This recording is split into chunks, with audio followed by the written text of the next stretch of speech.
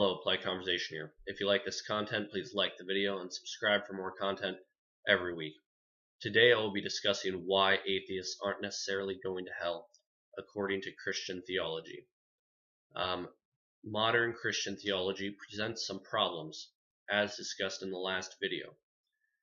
Why do good atheists go to hell, and why do bad Christians go to heaven?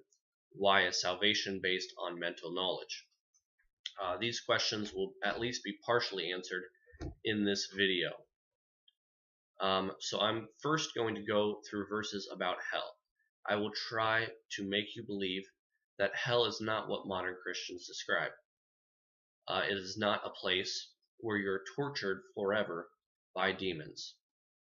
Instead, it is one final destruction. It is like the flood or Sodom and Gomorrah, where things and evil are wiped out. God does not act in eternal punishment in the Bible, so why would he start with hell?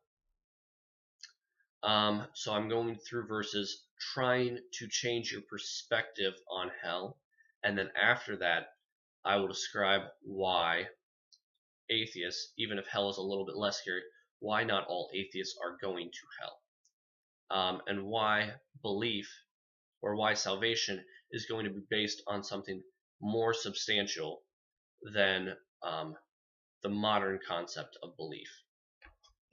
Revelation 21:8 says, "But the cowardly, the unbelieving, the vile, the murderers, the sexually immoral, those who practice magic arts, the idolaters, and all liars, they will be consigned to the fiery lake of burning sulfur. This is the second death." I like that last sentence. It describes it as the second death. Many people today try to describe it as everlasting torture, but the Bible describes it as the second death and the destruction of the soul. The soul is the essence of existence. You cannot experience anything without it.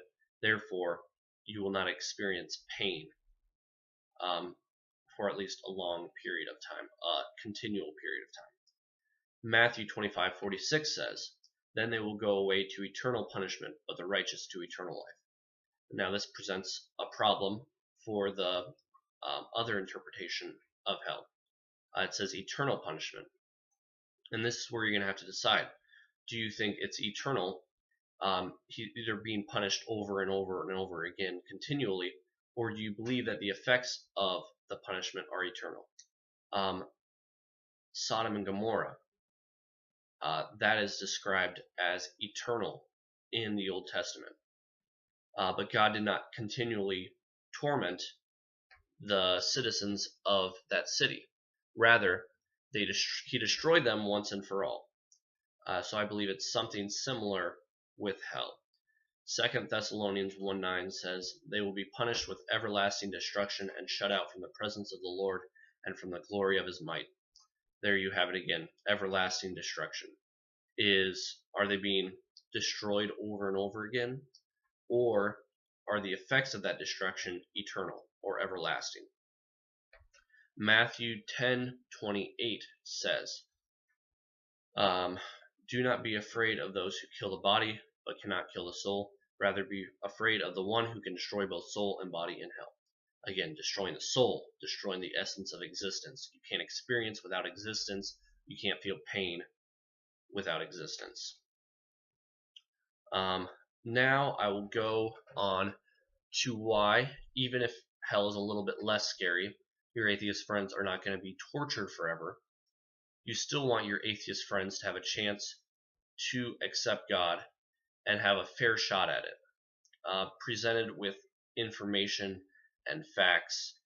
You want salvation to be based on whether somebody is good or not, instead of if somebody believes or not. So now I'm going to describe why your atheist friend does not necessarily have to be destroyed forever. John 20:29 says, "Jesus said to him, 'Because you have seen me, you have believed. Blessed are those who have not seen and yet have believed.'" He said, Blessed are those who have not seen and yet have believed. He did not mention those who hadn't seen and didn't believe. I believe that those who don't believe necessarily aren't going to be confined to hell if they do not believe in this lifetime. I believe that a fair shot needs to be given to each one. It does not say that blessed, it says blessed are those, not these are the only ones that go to heaven. That is what I'm trying to say. Again, in the story of the rich man and Lazarus that Jesus told, it's a parable, it says, Abraham says, if they do not listen to Moses and the prophets, they will not be persuaded, even if someone rises from the dead. This is describing people that go to hell. And atheists, if you talk to them, most of them are not arrogant, they're not militant, they're not extremely stubborn. If someone rose from the dead, they would be convinced otherwise. People who are described as going to hell are said to be so stubborn that even if God did something great right in front of their eyes, they would not accept it. And that does not describe most atheists today. Again, in the Old Testament, you have the story of the bronze snake in the desert. In the story, snakes come on the Israelite camp, and they're bitten, and they're dying, and so Moses lifts up a bronze snake on a pole because I think God says so, and anybody who looks upon the snake lives.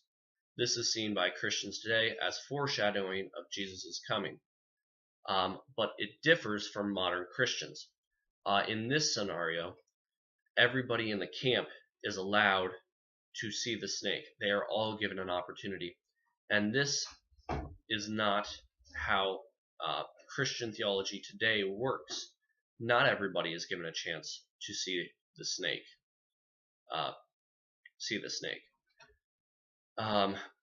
People who are not old enough to believe.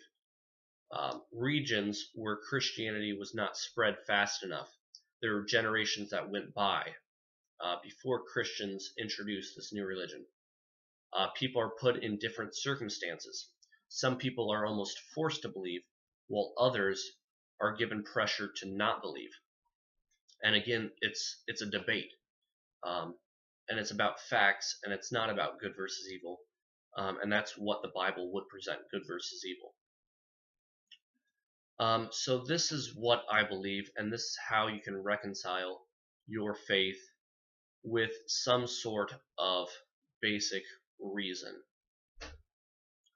I would believe in a delayed judgment. It is not about belief when you die, but belief after you die. The Bible describes Judgment Day,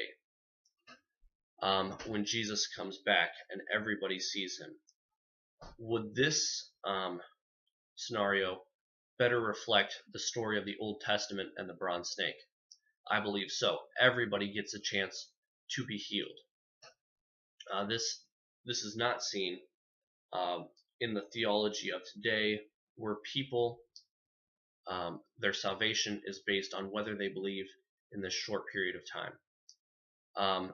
The punishment in modern Christianity does not fit the crime. You don't believe for a short period of existence, but you're punished eternally in hell. This does not make sense. This does not line up with even the most basic concept of justice. My belief in destruction and in salvation would reconcile not only why atheists do not necessarily go to hell, but also why children do not necessarily go to hell, and why Native Americans who were never presented with the gospel do not go to hell. This has been Polite Conversation. Like the video and subscribe, and I'll see you guys next week.